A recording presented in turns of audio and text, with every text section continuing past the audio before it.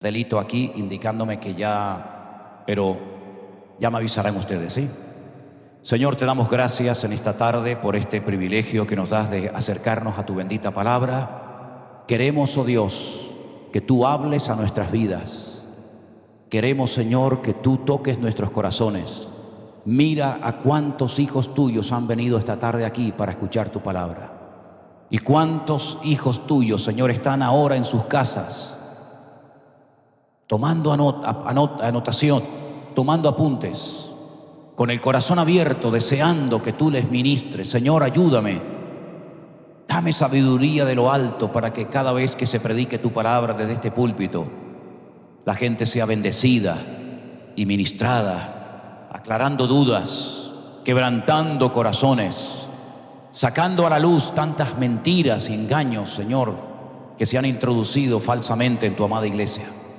Ayúdanos y muéstranos, Señor, las cosas correctamente, porque queremos servirte, queremos ser una buena iglesia, queremos ser buenos hijos, y te pedimos, Señor, que nos ayudes y nos fortalezcas cada día, en el nombre de tu amado Hijo Jesús. Amén y amén. Gloria a Dios. Quiero llevarles a Génesis capítulo 49. Génesis capítulo 49. El mensaje de hoy lo he titulado Testamento Espiritual. ¿Les gusta? No se me ocurrió otro título. No les voy a preguntar cuántos de ustedes han hecho testamento, porque no me interesa. Es una cosa que no me incumbe.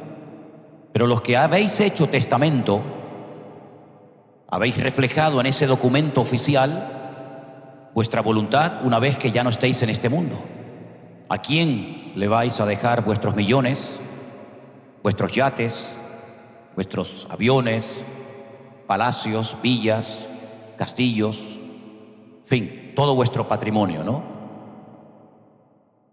En la Biblia encontramos un pasaje donde yo considero que lo que estaba haciendo Jacob, el patriarca Jacob, o Israel como también lo llamamos, era una especie de testamento espiritual.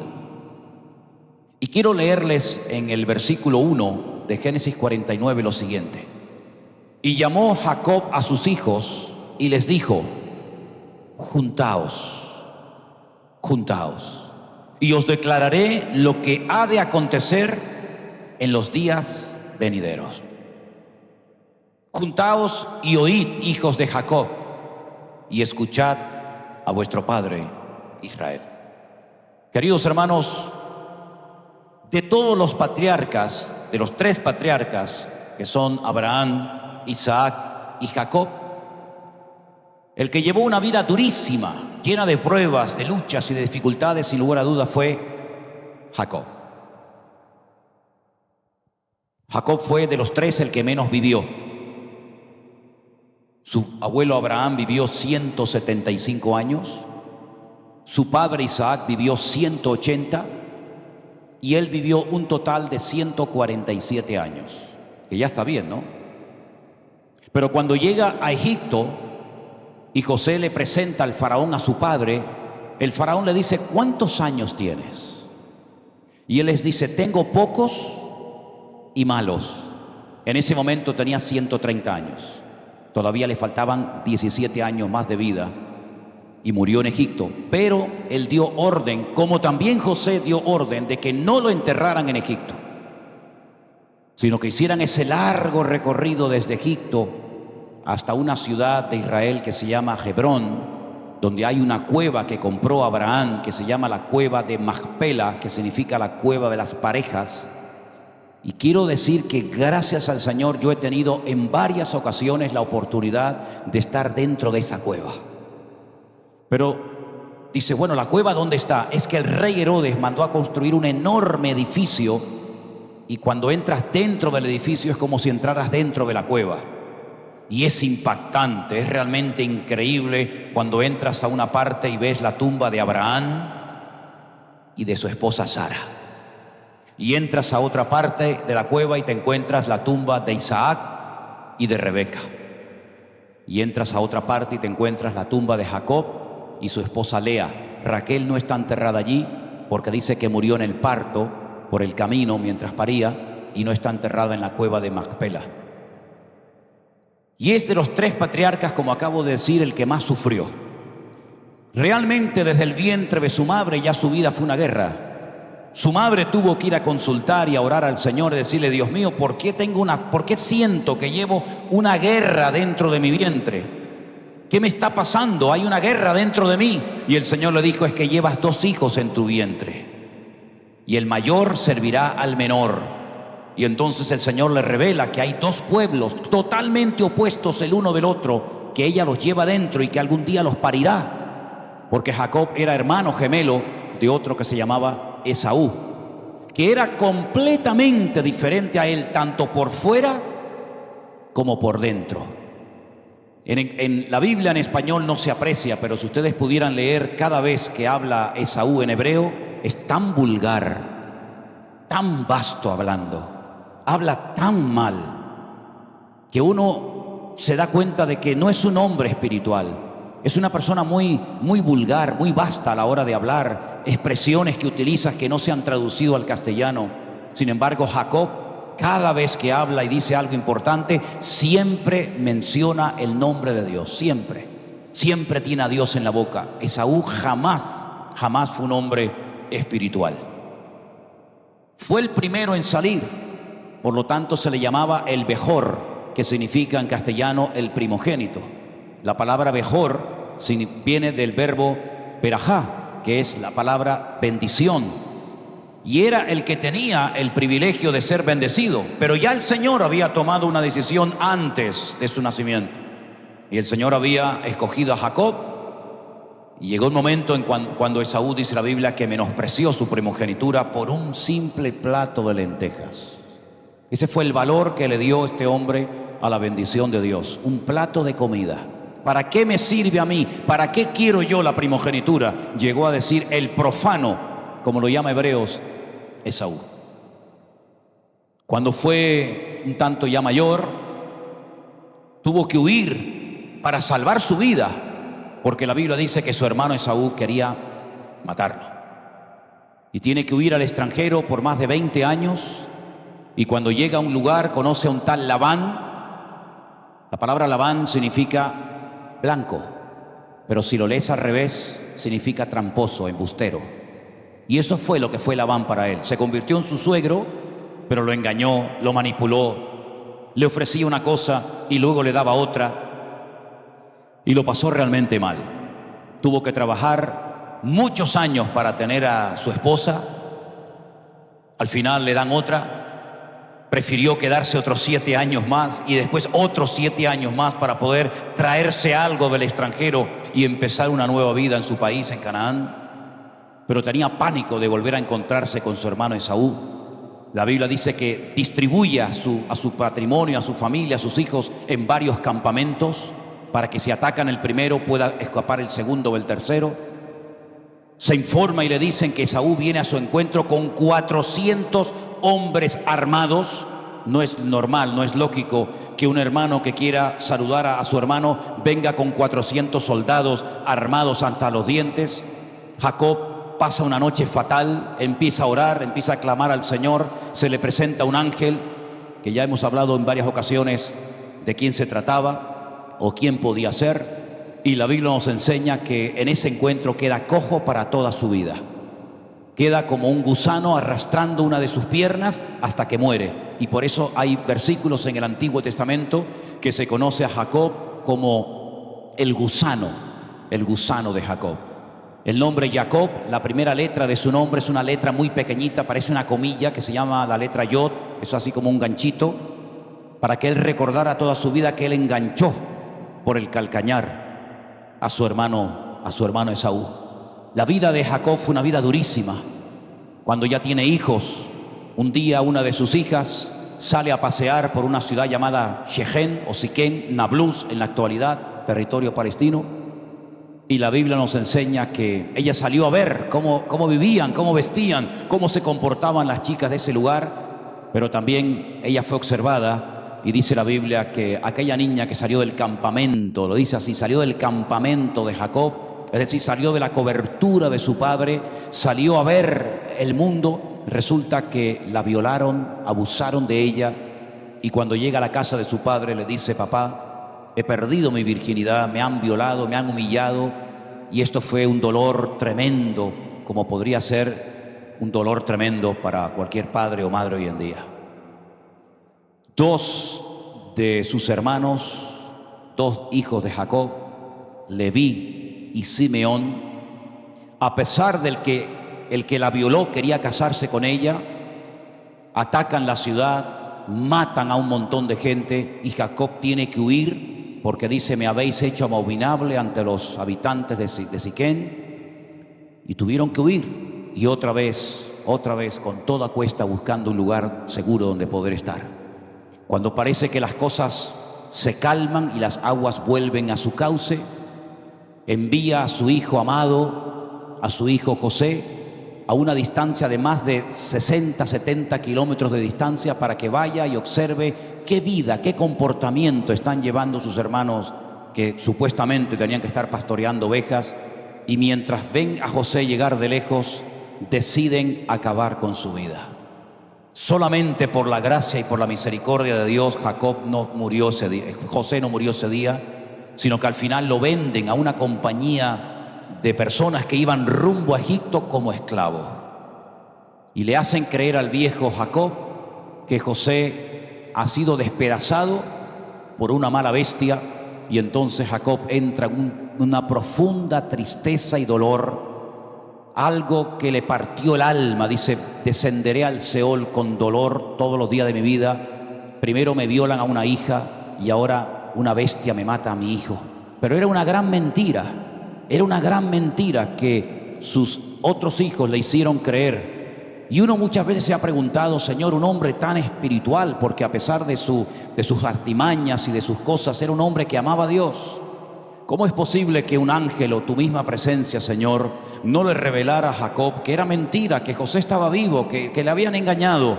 Es que se utilizó la sangre. Y la sangre tiene un poder para bien o para mal tremendo.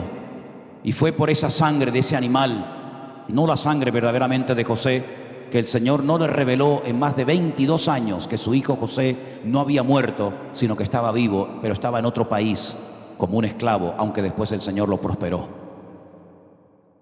No solamente sufrió todas estas dificultades, violaciones, un hijo que se lo matan, unos hijos que despedazan a una ciudad entera, haciéndolo un hombre tremendamente vulnerable y peligroso, sino que para colmo su amada Raquel, el sueño, el amor de su vida, pariendo al último de sus hijos, al hijo llamado Benjamín, dice que murió en el parto.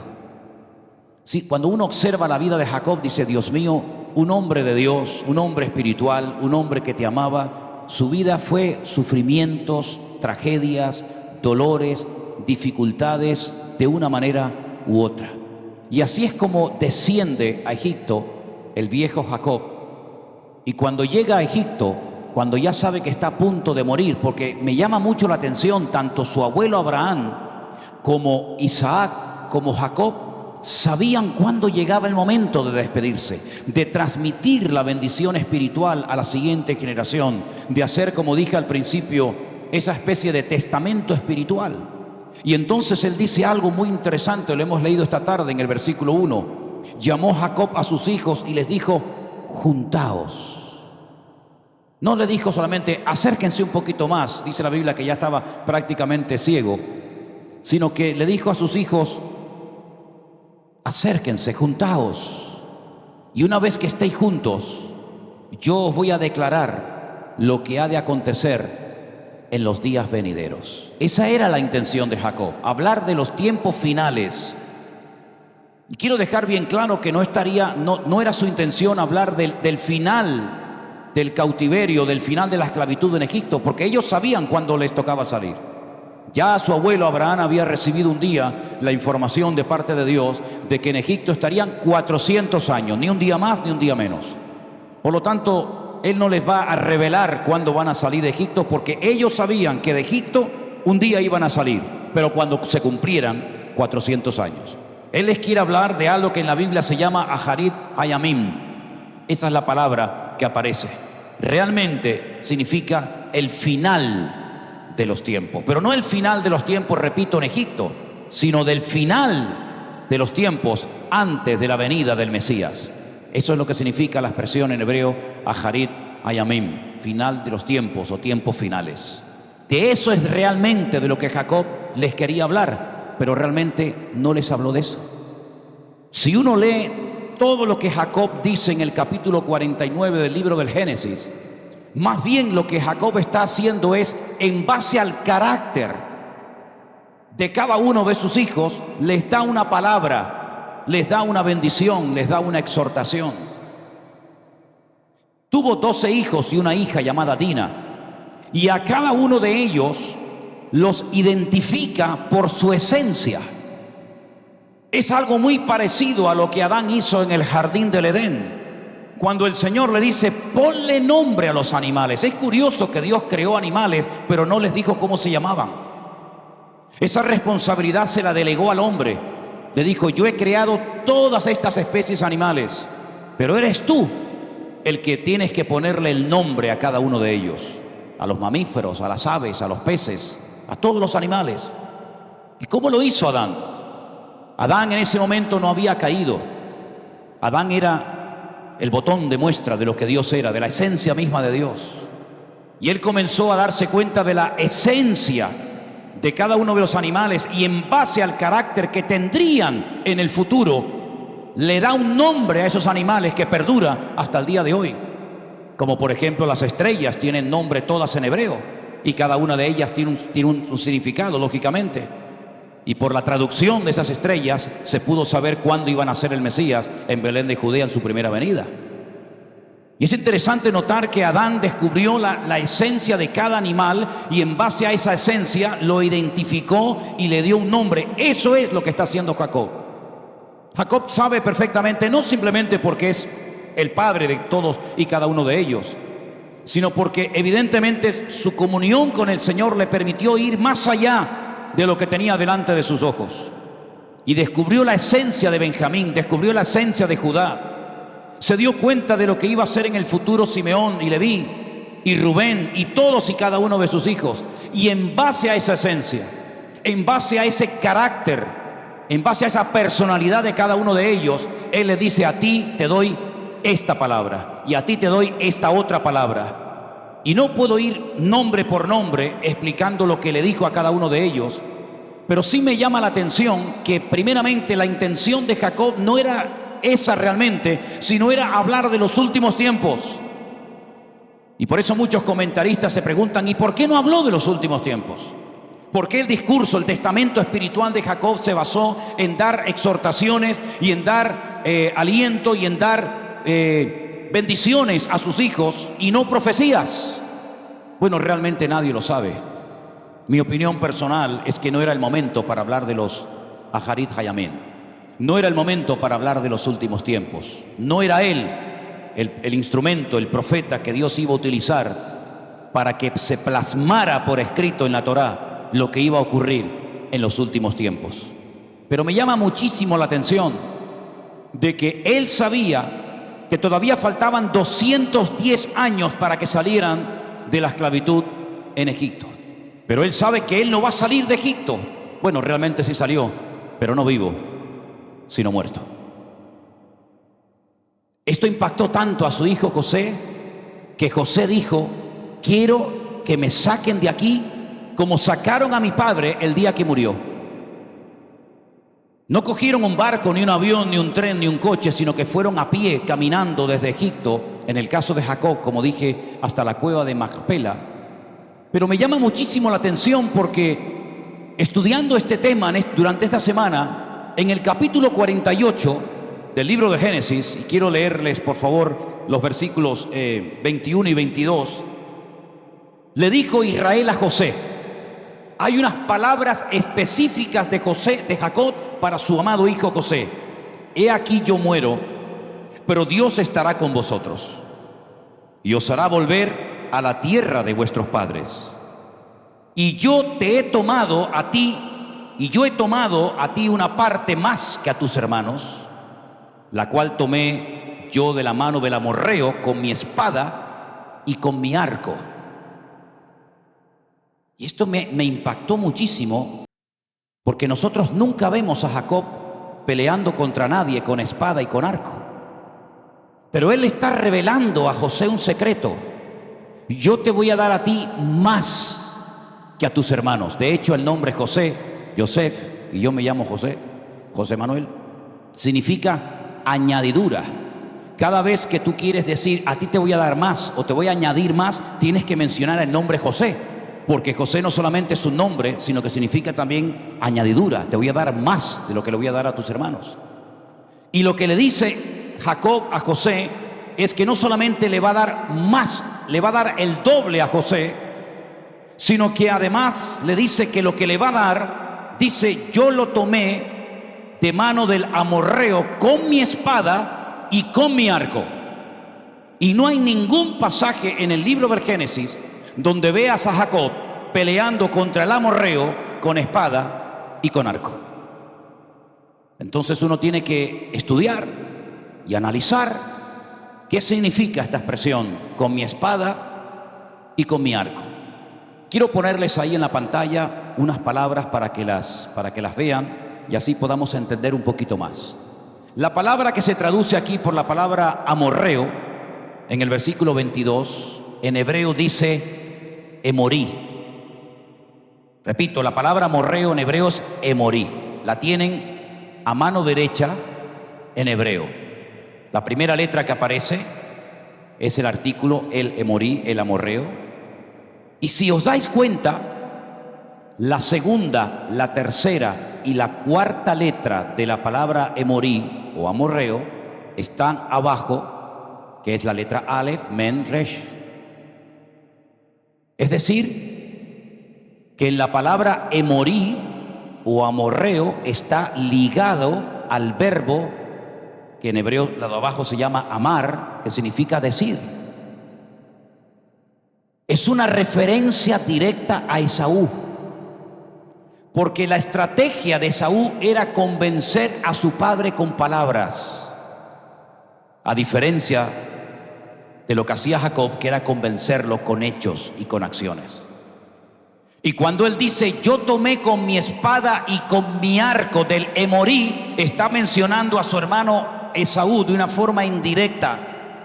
No lo menciona como Esaú, lo menciona como el amorreo, como el Emorí, como el que habla y convence. Yo lo tomé de él, su parte la tomé con mi espada y con mi arco.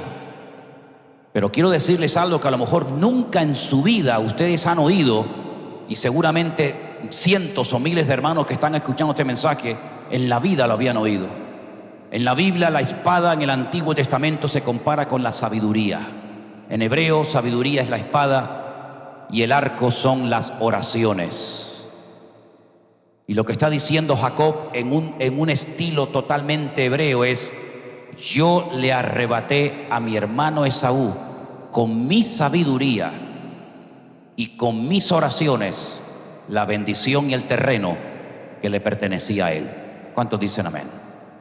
Porque la oración es como un arco que lanza una flecha que traspasa el espacio y el tiempo y llega a la presencia del Señor.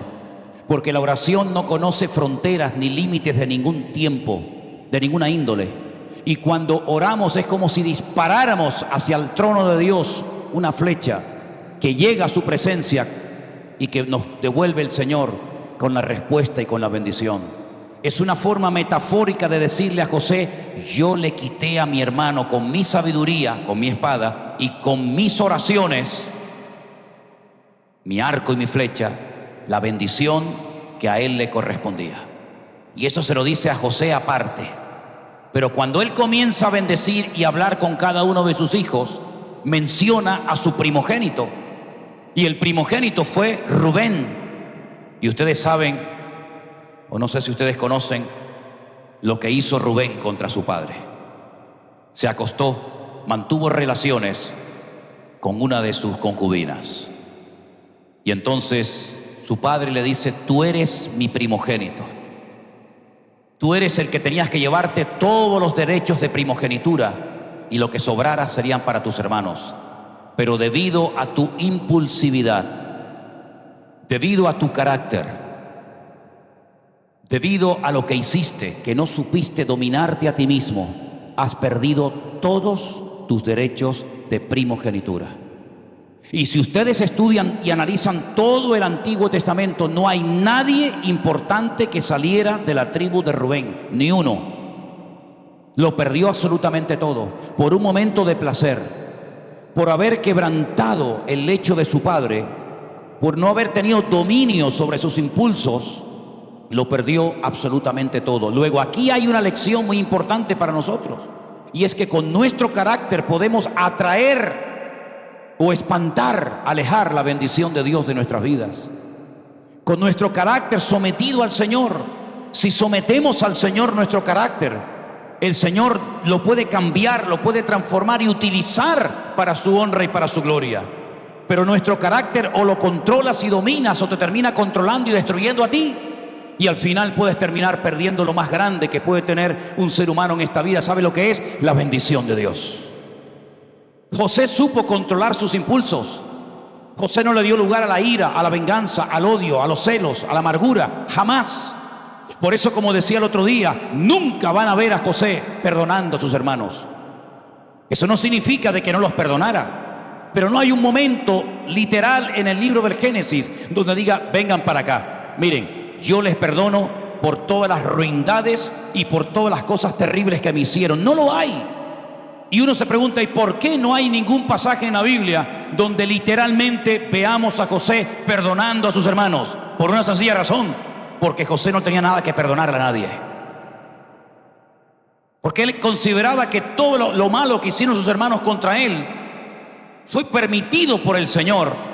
Y el Señor, a través de José, les enseña una lección tremenda a ellos y les dice, no fueron ustedes los que me trajeron aquí. Fue el Señor el que me trajo usándolos a ustedes. Así que, ¿de qué los tengo yo que perdonar? Al contrario, los abrazó y se manifestó a ellos para que entendieran que a veces una persona puede ser utilizada por Dios sin darse cuenta. Y José nunca albergó, nunca cultivó en su corazón resentimiento, amargura contra nada ni contra nadie. ¿Cuántos dicen amén? Tuvo el poder para destruir a sus hermanos, nunca lo hizo. Tuvo el poder para arrasar a enemigos de su pueblo, nunca lo hizo, sino que siempre puso su vida al servicio de los demás. Siempre puso su vida y sus dones al servicio de otras personas que a lo mejor ni siquiera se acordarían de él, como cuando le dijo a aquel que salió de la cárcel, acuérdate de mí cuando salgas de aquí y háblale al faraón, intercede por mí, y se olvidó de él más de 20 años, o los años que fuera. Por consiguiente, vemos en este pasaje bíblico algo muy interesante. Primero, Jacob dice juntaos. Esa palabra es muy importante, porque detrás de esa orden, detrás de ese imperativo juntaos, está el hecho de decirle, ya hemos vivido demasiado tiempo separados. Ya han habido demasiados problemas en la familia, unos por un lado, otros por otro. Ya han estado peleados entre ustedes durante muchísimo tiempo. Ahora es tiempo de juntarnos. Ahora es tiempo de dejar las peleas a un lado. Ahora es tiempo de olvidarnos de todo lo que hemos llorado y sufrido. Porque si alguien había sufrido en esa casa, sin lugar a dudas, era Jacob. José había sufrido, pero Jacob ni te cuento. Por lo tanto, juntaos. La única manera de recibir revelación, la única manera de que sean ustedes bendecidos, de que reciban mi testamento espiritual, incluso hace imposición de manos. Por si alguien dice, bueno, eso de la imposición de manos, ahí lo vemos. Para recibir toda esa bendición y todo ese legado espiritual, tienen que estar juntos como una piña. ¿No dice el Salmo 117, Iné mató humanaí sheberajin am yahat? Mirad cuán bueno y cuán delicioso es habitar los hermanos juntos en armonía, porque allí hay bendición y vida eterna. ¿Sí o no? Juntaos. ¿Queréis bendición? Juntaos. Olvídense de las rencillas del pasado. Olvídense de lo que se hicieron, de lo que se dijeron. Olvídense de vuestros celos, de vuestras envidias. Olvídense de todas esas cosas y juntaos, porque cuando hay unidad y estamos juntos en armonía, allí hay bendición y vida eterna. Y por eso ellos no necesitaban una palabra profética, lo que necesitaban era una bendición, porque la bendición restaura el alma más dolorida y restaura el corazón más roto que te puedas imaginar. Y por eso en el lecho de muerte, sabiendo que le quedaba poco tiempo de vida, Jacob dice: júntense ya de una vez, hombre. Júntense ya de una vez. Me habéis mentido, me habéis engañado, que si José estaba muerto, que si una mala bestia lo había matado. Vamos a pasar página y júntense, porque yo tengo palabra de bendición para todos y para cada uno de ustedes. La Biblia dice que cuando llega el momento de la despedida de Jacob, imagínenselo acostado en la cama, y lo que hace José es poner al hijo mayor a su derecha y a su hijo menor a la izquierda, a la inversa de Jacob, para que cuando Jacob extienda la mano derecha la ponga sobre el mayor y la mano izquierda la ponga sobre el menor. Pero dice la Biblia que lo hizo al revés, y José corrige al padre y le dice: padre, no es así. Y Jacob le dice: sí es así, porque tu hijo, el mayor, servirá al menor. Y de Efraín saldrán muchos pueblos. Y esto es una revelación espectacular. De Efraín saldrán muchos pueblos. Y Jacob lo bendice porque sabe que el futuro de Efraín va a ser tremendo, de bendición para todas las naciones de la tierra. Y ahí se produce un traspaso de bendición, porque Jacob no se llevó a la tumba todo el conocimiento y el amor que tenía hacia el Señor, sino que vemos que la bendición fue pasando de Abraham a Isaac, de Isaac a Jacob, de Jacob a sus hijos. Y por eso conocemos la expresión tantas veces usada en la Biblia y en la iglesia: el Dios de Abraham, el Dios de Isaac y el Dios de Jacob. ¿Sí o no? Porque fueron capaces de transmitir la bendición a sus hijos y a sus nietos. Porque no se llevaron a la tumba su tesoro, como hacían los faraones, que cuando morían se querían llevar todo a la otra vida. Eran tan egoístas en vida y también querían ser egoístas en la otra vida, llevándose sus tesoros, llevándose sus animales, llevándose sus piedras preciosas, llevándose hasta sus criados para la otra vida. Jacob, Isaac y Abraham no fueron así. Ellos no se quisieron llevar la bendición, sino que la compartieron con todos sus hijos, porque ellos querían que sus hijos y sus nietos y sus descendientes fueran personas bendecidas por la mano del Señor. ¿Cuántos dicen amén? Y ese es el mayor regalo, el mejor testamento que le puedes dar a tus hijos: el transmitirles tu fe, tu amor a Dios, tu respeto a la palabra. Sí, le puedes pagar una carrera universitaria y puedes mandarla a la mejor universidad o mandarlo al mejor colegio de la tierra, y está bien, no tengo nada en contra de eso. Pero lo más importante, el legado más grande que le puedes dar a tus hijos y a tu descendencia, es tu amor a Dios, tu respeto a su palabra, y que ellos puedan decir que el Dios de mi padre también es mi padre. ¿Cuántos dicen amén? Le encargó a José el funeral, le encargó a José que se encargara de su cuerpo. Y quiero leerles nuevamente en el versículo 22, aquí en Génesis 42: yo te he dado a ti una parte más que a tus hermanos. Pero me llamó muchísimo la atención que hay una frase en hebreo que no la tradujeron al castellano. No está en ninguna versión.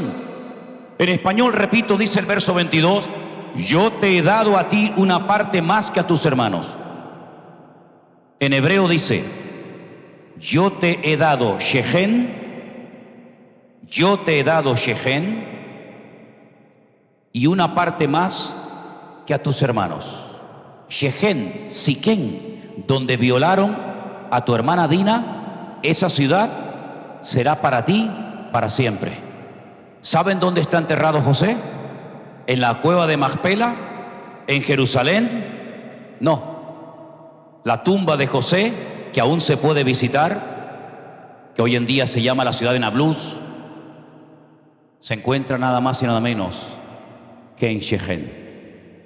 Y es en aquel lugar donde siglos más tarde una mujer, en pleno calor del día, salía con su cántaro de agua a buscar agua. Y allí se encontró nada más y nada menos que al Mesías pidiéndole un vaso de agua. Y diciéndole ella, allí en Shechem, junto al pozo de Jacob que le dio a sus hijos, ¿cómo tú siendo judío me pides a mí, mujer samaritana, un vaso de agua, cuando tú sabes que samaritanos y judíos no nos tratamos entre sí? Y Jesús le dice, ay mujer, si tú supieras quién te está pidiendo hoy un vaso de agua. Y entonces cuando le ofrece agua viva, y entonces es cuando se produce un encuentro extraordinario en aquel lugar donde hoy en día se encuentra enterrado el cuerpo de José. Queridos hermanos, esta es la despedida de un gran hombre de Dios. Este es el momento tal vez más importante en la vida de Jacob, más importante que cuando se reconcilió con su hermano gemelo Esaú, más importante que cuando su nombre fue cambiado de Jacob a Israel, más importante que cualquier otra cosa es este momento cuando él está en la cama y él sabe perfectamente que ha llegado el momento de decir adiós y de poner el testigo, la responsabilidad del futuro de la nación en manos de sus hijos. Yo les voy a pedir que cuando lleguen a casa tranquilamente lean todo el capítulo 49 del Génesis, pero sobre todo prestad mucha atención a la palabra que le dice a su hijo Judá. Porque en ese momento es cuando él marca el destino de su hijo Judá, que significa alabanza. Cuando le dice que el cetro, que la monarquía, que el Mesías vendría a través de él. Y menciona la palabra Shiloh, hasta que venga Shiloh, que es una de las palabras o títulos que recibe el Mesías, el Señor Jesucristo, en el Antiguo Testamento. Nosotros no tuvimos, por lo menos yo, un padre que nos diera este testamento espiritual diciéndonos lo que nos podía suceder en base a nuestro carácter, en base a nuestra personalidad el día de mañana. Pero tenemos un Dios todopoderoso que es nuestro Padre, por eso decimos Padre nuestro que estás en los cielos, el cual ha declarado y decretado en su palabra lo que va a ser de nuestras vidas. Independientemente del carácter, de la forma de ser de cada uno de nosotros, Dios ya ha declarado que tu vida y mi vida y la de todos y cada uno de nosotros va a ser una vida de bendición y de victoria. Porque Dios nos ha diseñado para convertirnos en algo que Pablo dice, templos, morada, casa del Espíritu Santo de Dios. Muchos de estos jóvenes, o la mayoría, prácticamente todos y cada uno de ellos, sí, recibieron esa bendición de su Padre, pero en comparación a lo que ellos recibieron, en comparación con lo que nosotros hoy hemos recibido, hay un abismo, unas diferencias gigantescas entre ellos y nosotros. ¿Sabéis por qué? Porque ellos recibieron la bendición de un Padre terrenal. Nosotros hemos recibido la bendición de nuestro Padre celestial. Y su palabra permanece por los siglos de los siglos. El cielo y la tierra podrán pasar, pero su palabra siempre, siempre permanecerá. Y dice la Biblia que el último día, cuando el Señor Jesucristo ascendía a los cielos, dice que alzando sus manos, ¿qué hizo? Los bendijo. Esa bendición de Dios está sobre tu vida y sobre cada uno de nosotros.